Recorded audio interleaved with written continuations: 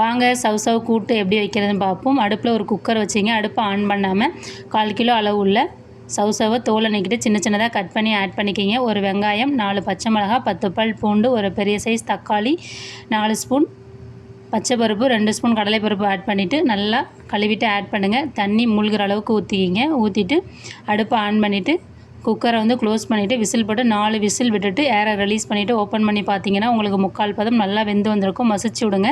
மசிச்சு விட்டு அதை ஒரு பக்கம் எடுத்து வச்சுட்டு திரும்ப அடுப்பு ஆன் பண்ணிவிட்டு அடுப்பில் ஒரு வானல் வைங்க. வானலில் 2 ஸ்பூன் எண்ணெய் சூடான பிறகு கடுகு, ஜீரகம், மிளகு, காய்ந்த மிளகாய், பெருஞ்சீரகம் ஆட் பண்ணி கருக விடாமல் நல்லா பொரிய விடுங்க. அடுப்பை மிதமான தீயில் வச்சு அது கூட கருவேப்பிலை இலைகளை சேர்த்துருங்க.